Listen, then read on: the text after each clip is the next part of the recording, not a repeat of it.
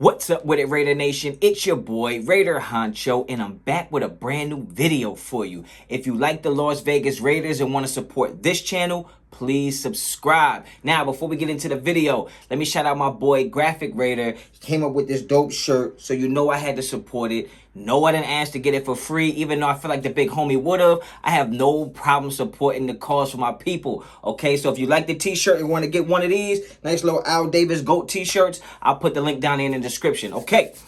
So, back to the business at hand. In this video, I'm going to be talking about 5 linebackers that the Raiders could draft if they're looking for a linebacker, okay? Now, I don't think linebacker might be one of our number 1 or 2 priorities in this draft, but if the Raiders are looking to get a linebacker maybe later in the draft, I'm going to give you 5 guys to keep an eye on. Now, this is not a video about me telling you who's the best linebacker in the draft, so please do yourself a favor. Do your boy Honcho a favor. Don't get all up in my comments talking about why you didn't talk about Micah Parsons from Penn State. Why you didn't talk about the boy from Notre Dame. Yes, we know that they're the best linebackers in the draft already, so there's no need to really talk about them. I like to dig a little deeper into the draft, add a little more depth to our draft board, and give you names that you might not be hearing about every day, every single post on YouTube or Instagram. I'm going to give you 5 guys to look at, maybe past the first 2 or 3 guys, all right? So let's get right into it. Number 5, I always go from 5 to 1. 5 being like the 5th guy I would choose, and number 1 being the number 1 guy I would choose. And these are not guys that I'm saying the Raiders should take in the first round or anything like that. And it's also not me saying the Raiders should take all 5 of these guys. I got to give some of y'all disclaimers, because as soon as I open my mouth, y'all be ready to jump down it with some shit like, you didn't talk about so-and-so. Listen. This is just 5 guys I think we should keep an eye on. All right, enough of that. Let's get right into the content. Number 5, I am going with Dylan Moses, linebacker from Alabama. He's 6'3", 240. His best scheme fit is a 4-3, which is, you guessed it, what we're going to be running, a 4-3. So actually, all of these linebackers I chose fit our scheme, and we'll talk about that more, okay? Now, Dylan Moses is freakishly athletic. He's a super versatile and natural sideline-to-sideline type of linebacker, meaning that he doesn't just have to play in the box. He can play on the outside. He can play on the inside. You can do many different things with him, all right? He can stretch out a sweep. He can stretch out a swing pass. He can really get to the ball carrier. He can go sideline to sideline. That's a guy that I really like. I think Dylan Moses is a little bit underrated. Not a lot of people are talking about him, but he's also very good in zone coverage, and he's great at covering running backs out of the backfield. And a lot of times what you'll have is linebackers that blitz and kind of overrun the play, and the running back can kind of flare out or maybe get a chip and come out and get a nice little dump off pass. We need to be able to have our linebackers and our DNs be able to blitz peel. What that means is that if we're going to blitz, we need to be able to peel back around to the outside to be able to cover running backs coming out of the backfield, whether they chip or not. And the fact that he's great in zone coverage and the fact that he's good at covering running backs out of the backfield really plays to a strength of what Gus Bradley is going to want to do and what kind of backer Gus Bradley is going to be looking for. Now, like I said, I don't believe linebacker is one of our biggest needs. I don't think our linebacker core is that bad. I think with a better scheme, our linebackers will look a lot better, okay? Because even if you think about how Littleton looked towards the end of the season, he looked like a completely different player. So I believe that the system will change the production and the output of our linebackers, and it'll serve us well, okay? Now, the thing I like about Dylan Moses a lot is that once he diagnoses the play, he flies up and attacks with like this reckless abandon. Like, he has no regard for his body when he diagnoses somebody with the ball. Once he diagnoses the play, so he might start in the drop back, he might backpedal, but once he diagnoses what's going on in front of him, which he does really well, he flies up there and wants to make contact. This guy really wants to knock your block off, and I like that out of a linebacker. Now, I might not like it out of Jonathan Abram coming out of the secondary trying to do that, but a linebacker who's part of the front 7 who's playing close to the line of scrimmage, I really enjoy a linebacker who wants to come up there, make contact, and want to hit. I don't like a lot of missed tackles, and I like that he's a stand-up tackler, chest-up, face-up type of guy, and that's what we need. Somebody who can make us sure tackles, okay? In 2020, he had 68 total tackles. 1.5 sacks, 6 tackles for a loss, 3 pass breakups, 1 pick, and 1 fumble recovery. So obviously you can tell this guy leaves his fingerprints on the game. He's a gamer. He's somebody who wants to make big plays, and he's a team guy, right? Like obviously you look at his stats and it's like doesn't blow you off. It doesn't blow off the, that sounded crazy. It doesn't like jump off the paper at you, but he's definitely a guy who makes his presence felt when he's on the field, all right? He's a second team All-America by CBS, and he's an AP third team All-American. He's also a first team All SEC. So my number 5 guys on the 5 guys we should look at linebacker is going to be Dylan Moses from Alabama. Okay, let's keep it moving down the line. All right, hey, shout out to everybody who gave me a birthday wish and jumped in there to the Cash App and sent me a little bit of Skrilla that I could spend on myself. The Honcho really appreciates that, all right? Number 4. This guy I really like. I'm not gonna lie, right? This is one of those linebackers where if he can fall to maybe the 3rd or 4th round, I really would love to get it. Really love to get this guy. Now, the thing about it is people think that this is a very deep DB class as far as safeties and corners. This is actually a super deep draft for linebackers in my opinion. So it is a chance that we get one of these guys on this list later in the draft. All right. So my number 4 guy on my list is going to be Monty Rice. I hope I'm saying his name right. Y'all know I be saying people's name wrong. I be having the grammar police all in my comments talking about they be having the little break it down enunciations. Look, man, I talk the way I talk, man. There's nothing I can really do about it. I say it how I read it, and I'm looking at it. It looks like Monty Rice from Georgia. Linebacker, he's 6'1", 235, and his best fit is the 4-3 scheme. Now, this guy is super good at blitzing, and you want to get pressure on the quarterback, this is the type of guy you could bring in, okay? He actually had the highest blitz grade in the whole country in 2020 at 91.7. You don't really get grades that high on PFF, so when you see a guy grading that high, you gotta like really look at it. It has some validity to it, okay? He's great at scrapping and getting through the trash and making tackles. For those who don't play football, getting through the trash is like when you see a running play and you see 7, 8 guys all up in the middle, you can't really see where the ball is, and you can't really get through all the garbage, all the blocks, all the shed blocks, all the peels, all the scraping you have to do to get to the ball carrier. This guy is really good at scrapping and getting through the trash. We think at 6'1", he doesn't seem that big, but he has good length with his arms, and he's able to get through all of that trash to be able to tackle the ball carrier, and that's something I really like. He also has great explosion in the 5 to 10 yard range, which is perfect for inside rushers, right? Now, the importance of somebody saying 5 to 10 yard range, he has great explosion, is like, because he's not a safety. I don't expect him to fly from 20 yards to be able to zone in and like a heat-seeking missile be able to make that play like that. But when you're in that 5 to 10 yard range and a ball carrier just gets the ball to where he's trying to get that first down, when you have that type of small window explosion, that's how you make plays. That's how you make tackles. So for an inside rusher, he has no problem exploding in those small windows and also covering running backs out of the backfield. A lot of things I was looking for in these linebackers were guys who can not just rush the passer and make tackles, but guys who can cover out of the backfield. Because the league we playing in, the division we playing, there's a lot of running back depth and a lot of running backs coming out the backfield making plays. We need a linebacker who can come in and also be able to guard running backs, all right? In 2020, he played 9 games, 49 total tackles, 4 tackles for a loss, 1 pass breakup, and 3 forced fumbles. This guy's a baller, man. Like, when you look at the tape, the numbers really don't do him justice, right? When you look at the tape, you notice his presence on the field. And as a linebacker, you want somebody like that, right? You want somebody like that. And I also like the fact that he was a low 4-star recruit when he came out of high school, which means for him to now be getting the recognition he's getting and getting the accolades he's getting means he really had to work for it. He's not somebody that necessarily was getting, people banging on his door like, we want you to come to our school, come to our school. He's somebody that got there, but then also worked to elevate his game. And that's the kind of players I want on my team. Not a guy who's entitled and is like, well, you know my name, you should just give me the accolades and all the clout. Like, no, I want you to work for it. And a guy like Monty Rice has proven that he's willing to work for it, okay? He's actually ranked number 106 in the PFF top 300 big board. He was a 2020 Buckets Award finalist, which is an award for the best linebacker in the country. He's first team All SEC. He's second team All American. You can't go wrong with a guy like Monty Rice. Please, brother, I hope I'm saying your name right, but if I'm not saying it right, I'm sure somebody's gonna tell me in the comments. And go ahead, man. I know you watching and you waiting for me to say somebody's name wrong. So if I said it wrong, get down in the comments and let me know.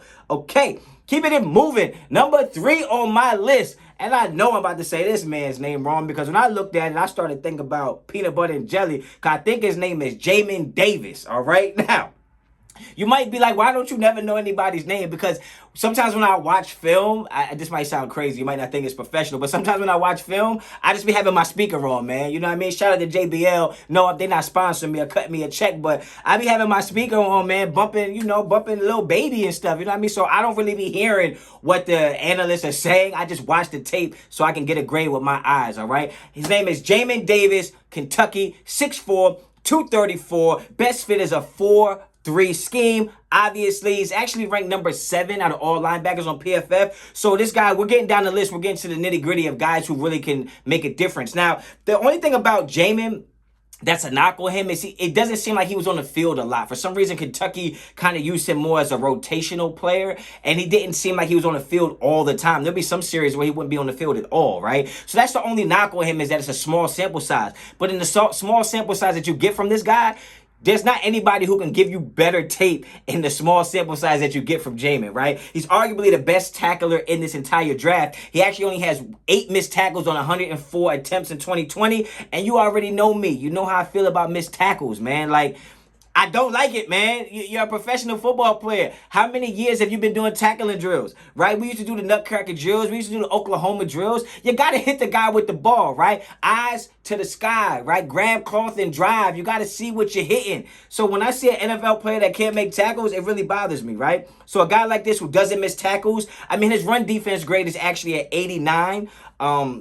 By PFF, and obviously that's one of the highest in the country. So when it comes to being able to stop the run, which we had terrible problems with, especially against teams like the Patriots, where they ran for like 8,000 yards in the second half, a guy like this, you come in and immediately kind of fills a gap. I don't expect none of these guys to be starters for us. That's why you draft them in the 3rd or 4th round, because they're definitely depth guys. Think about last year, how many linebackers we had to play with, right? Like, it seemed like every week somebody was either catching COVID or getting hurt. So you're going to need pieces that you can plug in that could be 2nd round talent that you take in the 4th round, because they might get some bump. You might need some production from them. He's super...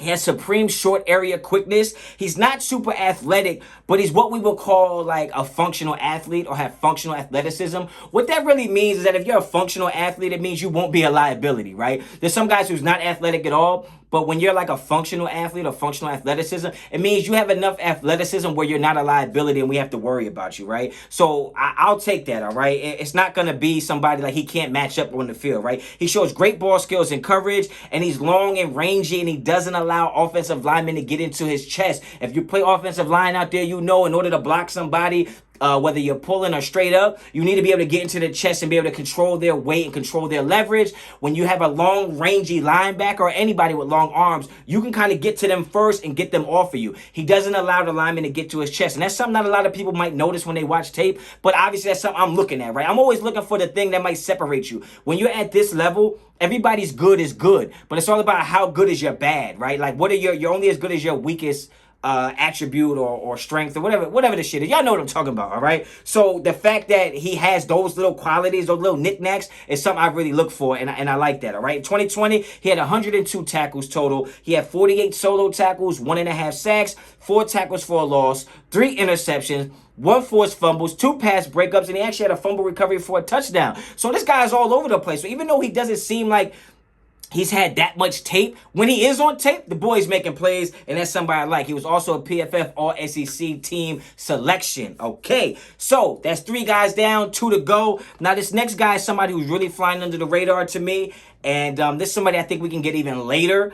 So even though I have him ranked really high, I think we might be able to get him later than some of the other guys I mentioned, and that's Justin Hilliard, Ohio State. He's 6'1", 231. He's ranked number 6 by PFF on all linebackers, but a lot of the other sites don't have him ranked that high. I know they like the other linebackers from Ohio State. And actually, I think the other linebackers from Ohio State is the reason why his draft stock is a little lower, because he doesn't get the production or the spotlight or the shine as some of the other guys. And I honestly believe had he went to another school, he would have way more numbers and he would be way more highly touted, all right? So this guy has overcome a lot of injuries. So to me, that shows that he has that grit and that perseverance, right? That perseverance of like, I will not be denied. And that's a certain attitude that you have to have in all sports. All competitors that I enjoy have that you're not going to stop me type of attitude. I will not be denied by any means necessary. I'm going to get on that field. I'm going to make plays, and I'm here to help my team win. And when you got a guy who gets injured and constantly comes back, that shows me a little something about their character, okay? And I'm a big character guy, right? I know Mayock and Gruden say character, but then they go draft guys who don't have any character, right? That's another topic for another day and another video, okay? Let's keep it moving. This guy's super versatile. You could play him flexed out on the hash, or you could play him on the line, head-to-head on the tight end, right? This is a guy who has the ability to be out there on the flex, which actually means he can out there on the flex. I mean, out there on the hash, which means he might be actually be able to cover some slot receivers, right? This guy has the versatility to do that, all right? You can leave him out there. He's not a liability, or you can bring him inside and put him head up on a Kelsey or something like that, and he can still get the job done. He loves to attack downhill and would have gotten more production if he was anywhere else, man. That's just the bottom line. So when I tell you his stats won't be like super phenomenal, but understand he's playing with like 3 or 4 other guys that are going to get drafted really high in this draft, right? 53 games. He had 84 tackles, 9 tackles for a loss, 2 picks, 3 pass breakups, 3 forced fumbles, and 3 fumble recoveries. So this guy is not necessarily a super stud on paper, but when you watch the game tape and you see the impact he has on the field, you will see that this is a player that can help any franchise. If nothing else, he'd be a superstar on special teams, right? He had an 82.2 run grade and an 81.0 coverage grade by PFF, and those are solid marks. Those are marks that guys that are going to go in the first round are not going to have. So you're getting a guy that might have some first round talent. You can get him in the 4th round, 3rd or 4th round. That's a value to me, and you know how I love about value picks. And speaking of value, if you feel like you're getting some value out of this video, please like or subscribe to this channel, please. Thank you. He's projected as a top 50 player in the draft, and he looks to be an NFL Sam linebacker, okay? So where I'm from, Sams are not Mikes and not Wills, but the Sams is cool too. They get the job done, okay? So let's keep it moving. Number one on my list. And if I seem a little more excited today, because it's like the first day where my tooth don't hurt, so just bear with me, man. I'm excited, man. The Honcho had a birthday. The fans is pouring in, man, showing the love. This Raider Nation is a family. This channel is for a family. So I feel the love from you guys, man. I appreciate everything. So number 1 on my list of 5 guys the Raiders should draft at linebacker, if they want a linebacker, is Jabril Cox, LSU, 6'3", 233. His scheme fit is 4-3 pursuit linebacker. This man will chase down anybody. You know how sometimes UPS pull up and act like they're not about to drop your package off and they pull off because it wasn't for you? He gonna chase the truck down and make sure it's not for him. He'll chase down anything. I love this guy for his pursuit ability, okay? He's ranked number 5 by PFF in all linebackers, and he's ranked number 45 overall on the top 300 big board. This is a guy I would love to get. And if anybody out there's been watching any film, and anybody out there been watching any football, you would know Jabril Cox is the real deal. His ability to cover so much ground so quick is something that really stands out to me because it'll serve him well when he's playing in zone coverages. Like when you're in that type of scheme, you're playing a zone. So even though the ball's not passed to your particular zone, for you to be able to make up a lot of ground quickly and help somebody out is a real attribute that you can't put a price tag on, okay? He accelerates very well, and his straight line burst makes it very easy for him to disrupt plays in the backfield. If you got a running back that wants to juke and jive all behind the line of scrimmage, this guy's straight line burst will knock you on your ass. Don't play no games with this boy. He's here to get it done. This is a grown man. This boy is bad, okay? That's what I'm talking about. He's a great tackler. He only runs a 4.6, but it doesn't stop him from making plays downfield because he doesn't give up on plays. He'll chase the play down from behind. And the thing about, even though he runs a 4.6, you have to understand some guys that are faster than him, some guys that are faster than him are probably going to hit their max speed earlier and max out. This is the kind of guy, even though he runs a 4.6, he can what's that word I'm looking for, man? I always do this every video. He can sustain that speed longer than someone who runs a 4.4 can sustain their speed. So he actually has the ability to run further than the guy who runs faster, right? So he can chase the plays down. That's what I really like about him. He has a great IQ. He has great instincts for zone schemes, which is great for what Gus Bradley is trying to do. Yo, Gus, holla at me, man. I'm telling you, I got some inside information on these players. If you need me, the Honcho got you, all right? So you can line up on man-to-man on the tight ends. At 6'3", 233, there's not too many people you can't line him up on where he could bang with him, okay? In 2020, he had 58 tackles, 6.5 tackles for a loss, 3 interceptions, 5 pass breakups. This man is a cover linebacker. That's what we need. If we're going to draft DTs and edges and make tackles up front, then we need linebackers who can cover. Coverage linebackers. We're playing a 4-3 zone. You're going to need linebackers that can cover the curl to flat area. If you didn't know, now you know. That's what we need, okay? What I really like about him the most is that he's a ball-hawking linebacker. That ball goes in the air. The man is trying to make a play on it. Anything short route or intermediate, he can make a play on it. And just to add a little context to that, or a little evidence to that, you can tell by his 9 career interceptions from the linebacker position. 9 picks as a linebacker? There's DBs that don't have that in 4 years. Right? This guy's a linebacker with 9 career interceptions. He's a ball-hawking linebacker. That's somebody I want on my team. That's the #1 guy on this list. And Raiders, if you get an extra pick somehow, some way, and this guy's on the board, bring him to Las Vegas, put him in the silver and black, and let him rock and roll. That's what it is. So, that's the video today. If you like the video, please like the video. If you like the channel or the content on this channel, please subscribe to the channel. If you like the t-shirt, jump down there in the description. I'll put a link into it for the boy Graphic Raider. He's doing big things over there. Please support him. All right? And until the next time, Raider Honcho out.